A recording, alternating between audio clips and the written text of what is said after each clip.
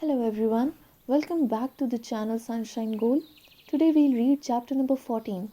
Hope you have liked and listened the previous chapters from the book Freedom from the Known. So let's start with chapter number 14.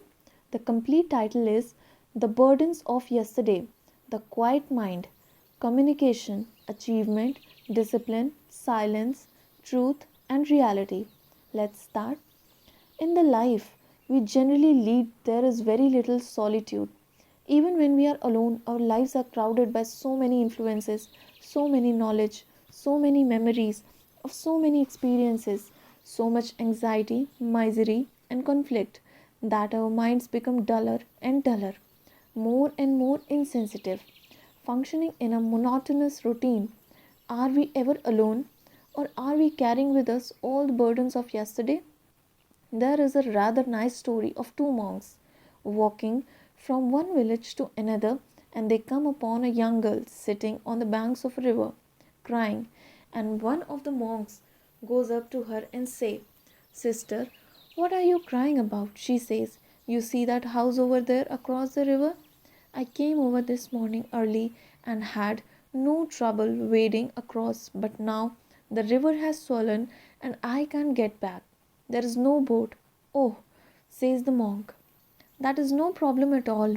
And he picks her up and carries her across the river and leaves her on the other side. And the two monks go on together. After a couple of hours, the other monk says, "Brother, we have taken a vow never touch, never to touch a woman. What you have done is a terrible sin. Did not you have pleasure, a great sensation, in touching a woman?"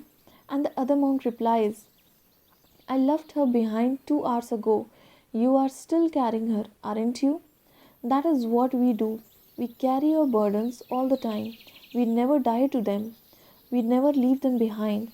It is only when we give complete attention to a problem and solve it immediately, never carrying it over to the next day, the next minute, that there is solitude. Then, even if we live in a crowded house or in a bus, we have solitude, and that solitude indicates a fresh mind and innocent mind. To have inward solitude and space is very important because it implies freedom to be, to go, to function, to fly. After all, goodness can only flower in space, just as virtue can flower only when there is freedom. We may have political freedom, but inwardly we are not free, and therefore there is no space. No virtue, no quality that is worthwhile can function or grow without this vast space within oneself. And space and silence are necessary because it is only when the mind is alone, uninfluenced, untrained, not held by infinity varieties of experience, that it can come upon something totally new. One can see directly that it is only when the mind is silent that there is a possibility of clarity. The whole purpose of meditation in the East is to bring about such a state of mind, that is, to control thought, which is the same as constantly repeating a prayer to quieten the mind, and in that state hoping to understand one's problem. But unless one lays the foundation, which is to be free from fear, free from sorrow, anxiety, and all the traps one lays for oneself, I do not see how it is possible for a mind to be actually quiet. This is one of the most difficult things to communicate. Communication between us implies, doesn't it, that not only must you understand the words I am using, but that we must both, you and I, be intense at the same time, not a moment later or a moment sooner, and capable of meeting each other on the same level. And such communication is not possible when you are interpreting what you are reading according to your own knowledge, pleasure, or opinions, or when you are making a tremendous effort to comprehend.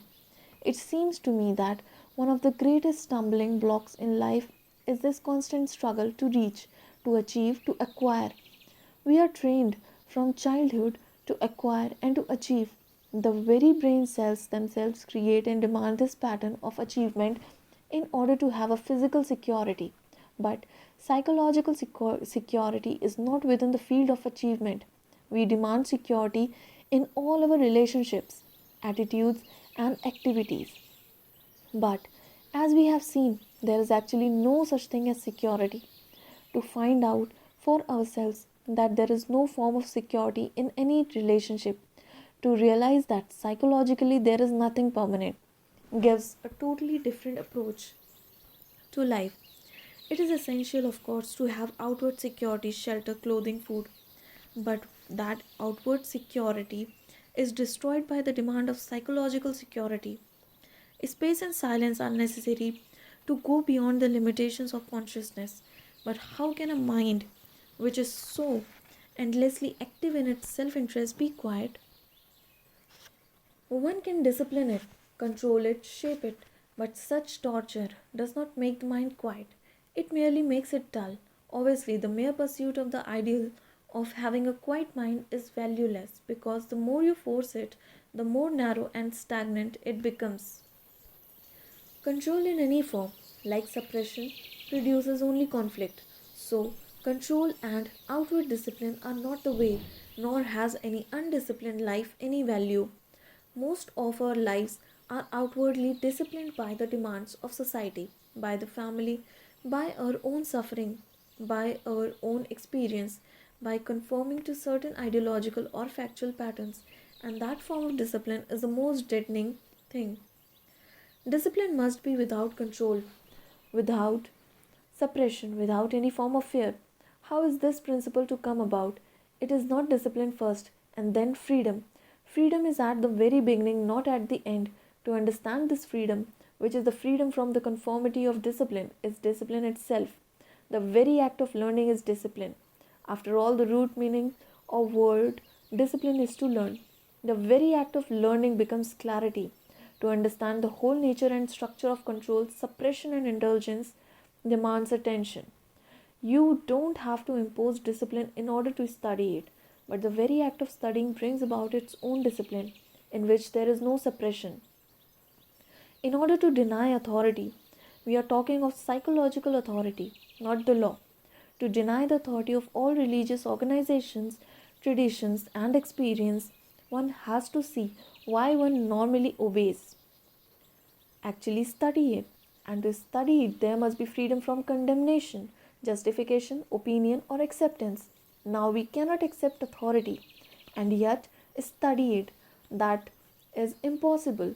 To study the whole psychological structure of authority within ourselves, there must be freedom. And when we are studying, we are denying the whole structure. And when we do deny, that very denial is the light of the mind that is free from authority. Negation of everything that has been considered worthwhile, such as outward discipline, leadership, idealism, is to study it. Then that very act of studying is not only discipline but the negative of it, and the very denial is a positive act. So we are it's negating all those things that are considered important to bring about the quietness of the mind. Thus, we see it is not control that leads to quietness, nor is the mind quiet when it has an object which is so absorbing that gets lost in that object. This is like giving a child an interesting toy. He becomes very quiet, but remove the toy and he returns to his mischief making. We all have our toys which absorbs us and we think we are very quiet, but if a man is dedicated to a certain form of activity, scientific, literary, or whatever it is, the toy merely absorbs him and he is not really quiet at all. The only silence we know is the silence when noise stops, the silence when thought stops. But that is not the silence. Silence is something entirely different, like beauty, like love. And this silence is not the product of a quiet mind. It is not the product of the brain cells, which have understood the whole structure and say, "For God's sakes, be quiet." Then the brain cells themselves produce the silence, and that is not silence, nor is the silence the outcome of attention, in which the observer is the observed. Then there is no friction, but that is not silence. You are waiting for me to describe what this silence is, so that you can compare it, interpret it, carry it away, and bury it. It cannot be described. What can be described is the known, and the freedom from the known can come from come into being only when there is a dying every day to the known, to the hurts, the flatteries, to all the images you have made, to all your experiences, dying every day so that the brain cells themselves become fresh, young, innocent. But that innocency, that freshness, that quality of tenderness and gentleness does not produce love. It is not the quality of beauty or silence.